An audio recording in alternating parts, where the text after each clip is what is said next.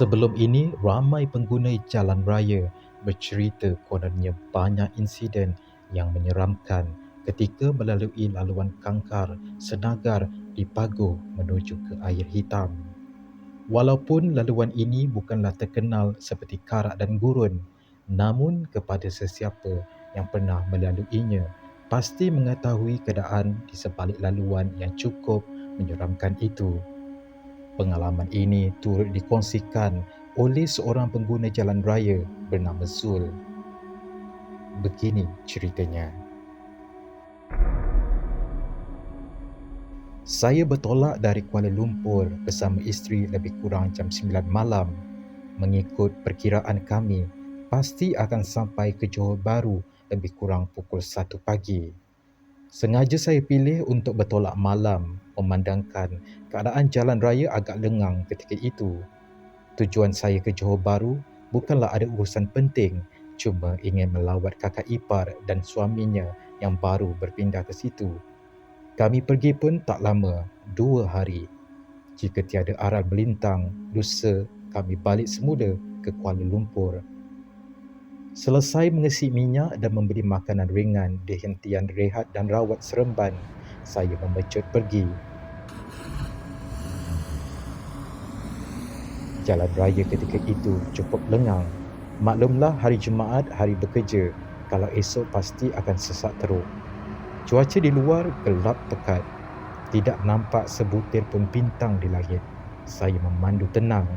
Dalam waktu singkat saja saya sudah melewati susun masuk ke Bandar Melaka.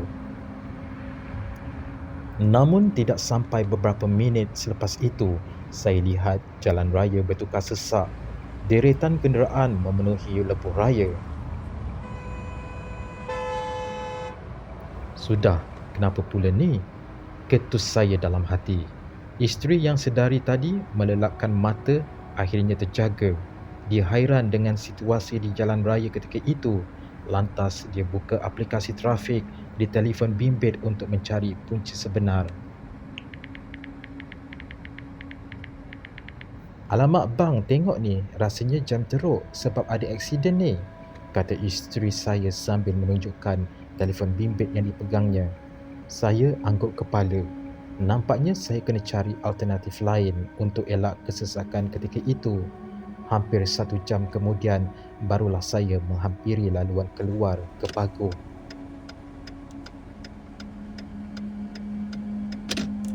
Setelah berbincang dengan isteri, akhirnya saya ambil keputusan untuk keluar melalui Tol Paguh dan melalui jalan lama ke Johor Bahru. "Tak apa, nanti bila jalan dah clear sampai di Air Hitam, kita masuklah semula ke lebuh raya," kata saya memberitahu isteri. Isteri bersetuju. Terus saya pecut kereta keluar ke Paguh untuk melalui jalan lama menuju ke Johor Bahru.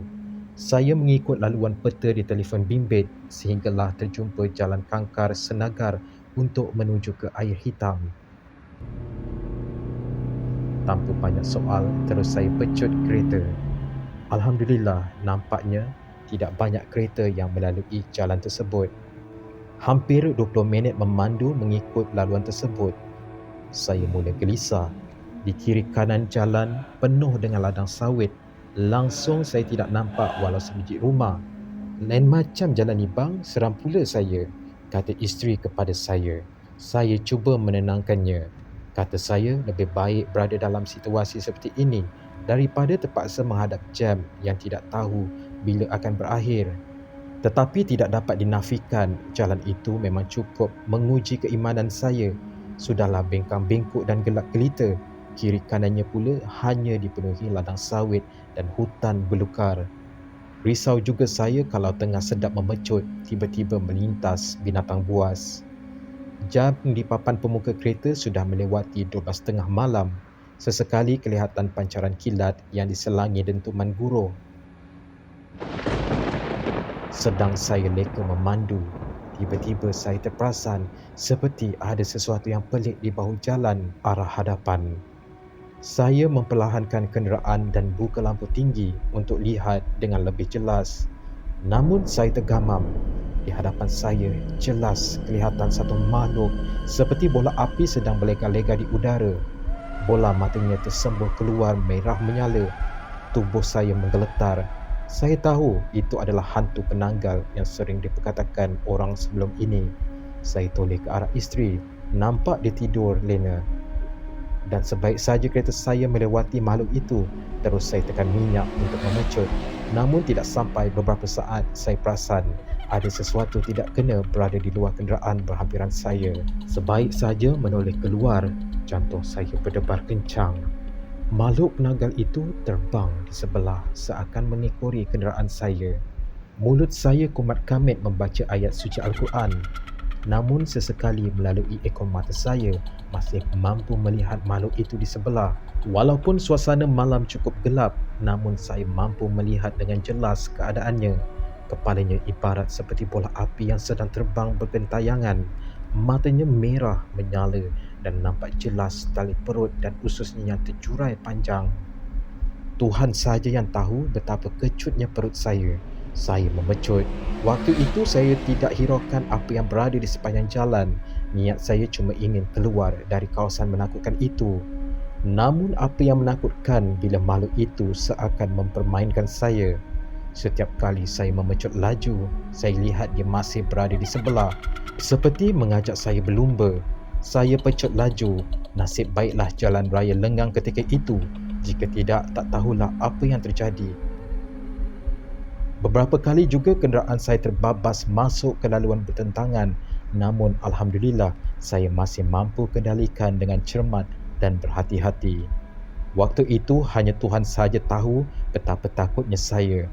Beberapa kali saya curi pandang keluar untuk melihat sama ada makhluk itu masih mengekori saya atau tidak. Alhamdulillah, saya tarik nafas lega apabila sampai ke pekan parit sulung. Saya urut dada dan beristighfar panjang dan sebaik saja saya lihat ada gerai makan yang masih beroperasi di situ. Terus saya berhentikan kenderaan dan kejutkan isteri. "Nanti di depan kita masuk highway semula lah ya," kata saya kepada isteri. Isteri setuju. Katanya dia juga tidak rela melalui jalan gelap gelita untuk sampai ke Johor Bahru. "Iyalah bang, tak sanggup saya nak ikut macam jalan tadi tu.